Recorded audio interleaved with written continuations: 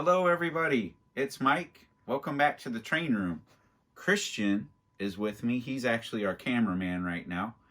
And we are excited to talk about some of the things we found at yesterday's train show at the St. Louis Museum of Transportation. It's a really small train show, but we tend to always find a thing or two to pick up for our collection when attending that show. And a lot of familiar faces. So got to see a lot of friends, a lot of fellow hobbyists, and got to see a lot of very cool engines for real. So we saw, the oldest Hudson in existence is a nickel plate road. It actually has smoke deflectors on it. We always check out 5011. We always check out 4006 Big Boy. But let's check out our haul from yesterday's show. So camera's coming over to me from Christian. Say hello. Hello. All right. So let's see what we picked up yesterday. So we picked up 7 locomotives total, and some of it is mixed stuff. So we'll start with our most exciting find that we're actually going to run for you. We picked up an MTH Premier, old school Premier with QSI sound, Frisco H1044. So Fairbanks Morse Shorty of the Trainmaster. So that was Christian's find, and he's super excited about that. We bought that from our friend Tom Eckert, along with 2 old school Lionel made in the USA scale locomotives. We've owned this Frisco before, but when we decided to go all legacy and MTH Proto 2, Proto 3, we started selling off. We had all of these locomotives that came in these orange long boxes, and we sold them. We had started collecting those right when we started in 2017, because you could get them at a good value. And I wasn't ready to pull the trigger on spending $1,200 or $1,500 on one locomotive. So I was mainly buying used stuff, and I think that's what we're going to switch back to doing. Or pre-owned, older stuff. So we did find a Frisco Mikado. I didn't open this one up yet. It doesn't look like it's ever been run. And we found Texas and Pacific. This is one of the most beautiful locomotives I think I've seen. I've wanted this one again for a while, and someone had it. This came from JCPenney catalog. I didn't get the display case with it, but I did get a heck of a deal on it. You can have so much fun with these older locomotives running conventionally, and these 2 were both made in the USA. So we also found this large-scale Santa Fe Pacific locomotive, which I was super excited about. Although it's the wrong road for what we've been buying. We just bought all these Denver Rio Grande cars from LGB and Bachman. One of them actually has sheep sounds in it that should be pretty cool. Because we want to build an outdoor layout. And now I need to find I was going to make it Denver Rio Grande because I don't have a lot of Denver Rio Grande in O. I've been sort of saving that for G, for our garden train. And I reverted back to Santa Fe, our #1 line that we collect. So I'll have to pick up some Santa Fe cars now to go along with that guy. All right, some of the best finds of the... Man, all these were great finds. Let's just back up. These were all great finds. I'm just so excited about all of them. So we found the American Flyer complete New York Central Alco PA set. So we got the box set with the 2 A units. We got the 2 add-on cars. We got the baggage car. We got the B unit with rail sounds. So that was a super cool find. So excited about that. Then we found a Western Pacific Silver Dome car in American Flyer.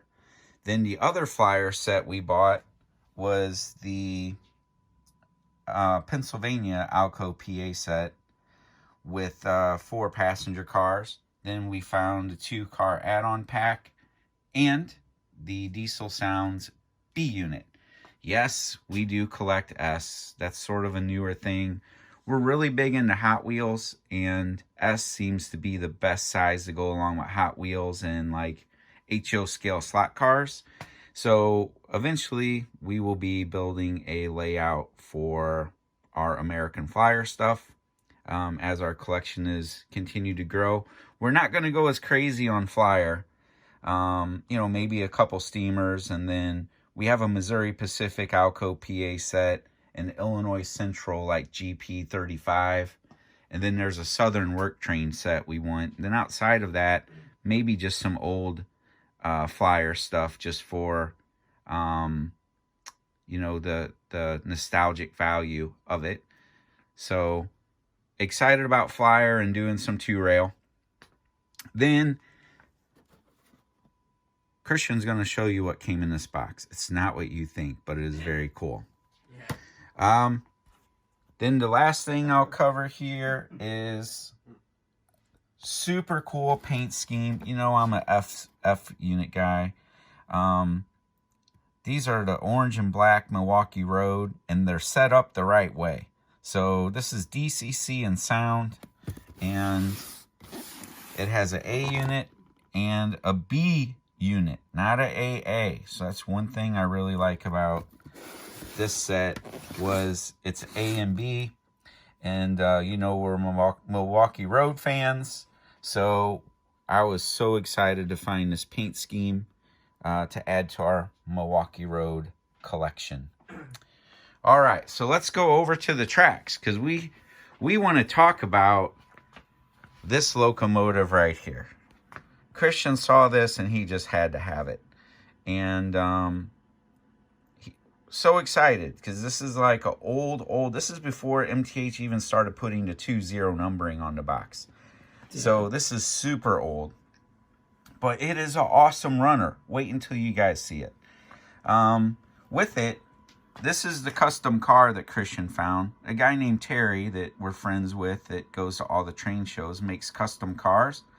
And Christian's favorite AFC team and mine is obviously the Kansas City Chiefs, being here from Missouri.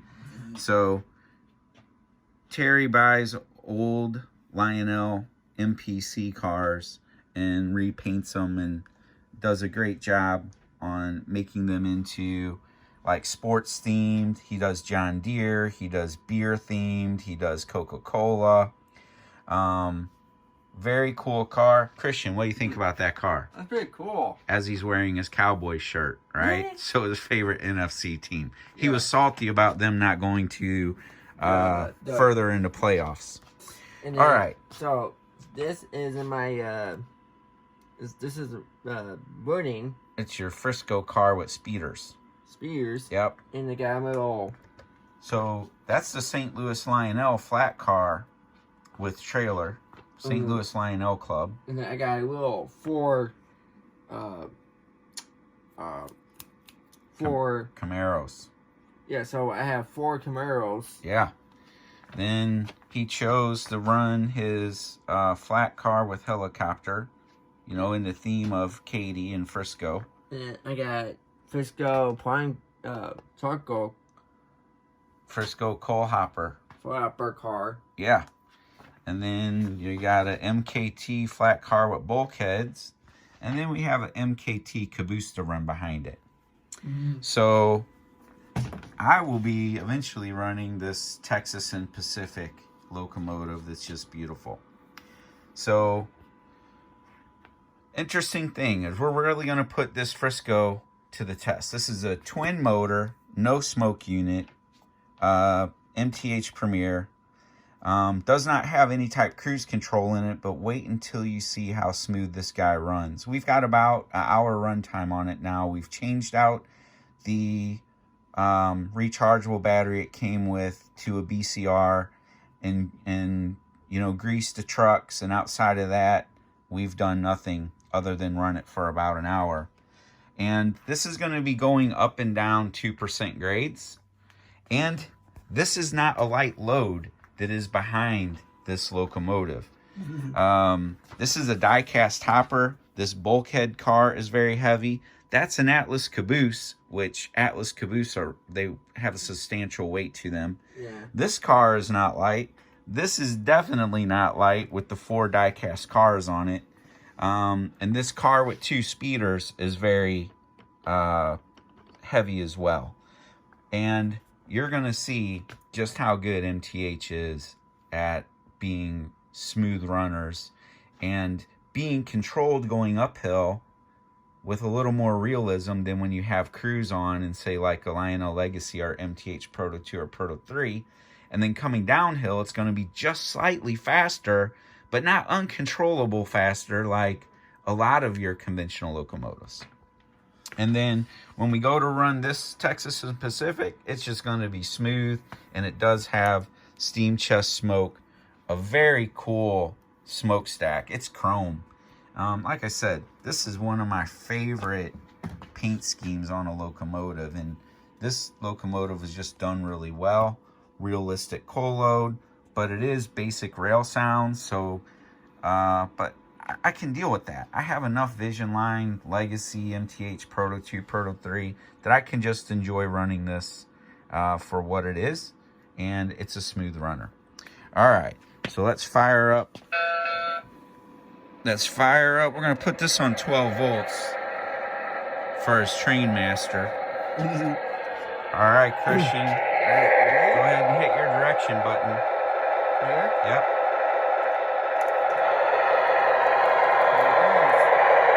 Alright, here it is. Climbing the 2% grade. Whoop, a little more voltage, buddy. We need it on 12. Alright, there we go.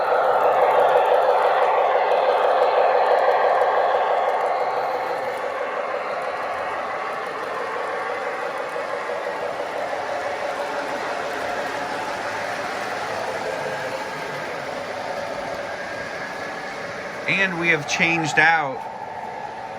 We're getting ready to add our second Z4000. We've changed out our transformer to be left and right, both running conventional. And we can still run Proto 2, Proto 3, and Legacy.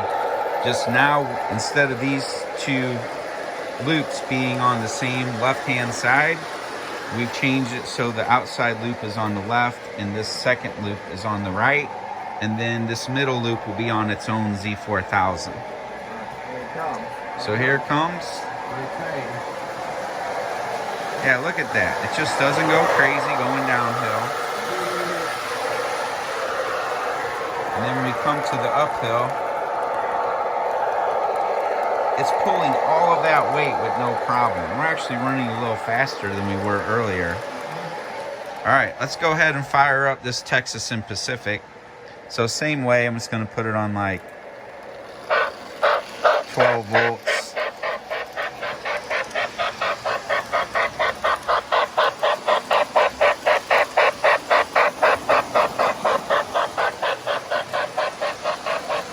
Come over here in the sunlight, so when they come by,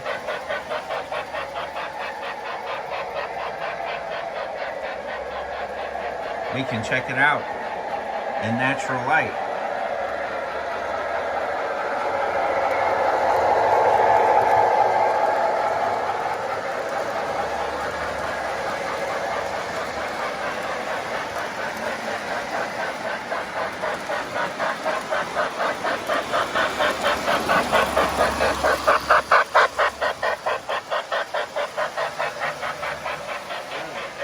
Well, what do you think, kid? Is it cool? Do you like it? Yeah, it's got red and right on top. Yeah. Come on.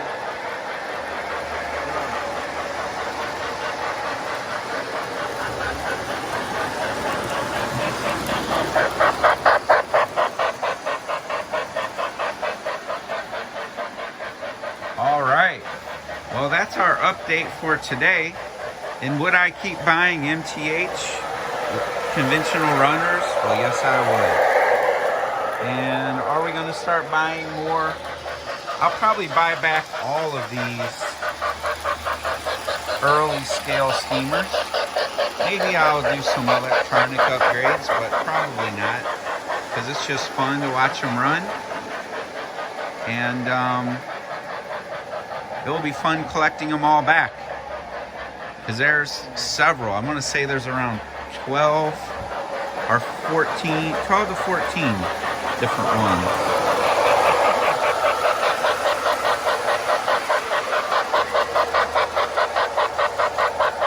All right. Well, that's our update for today. Hope everyone's having a great weekend. And we're back to having some fun in the train room. And we will talk to you later. Say see ya. See ya.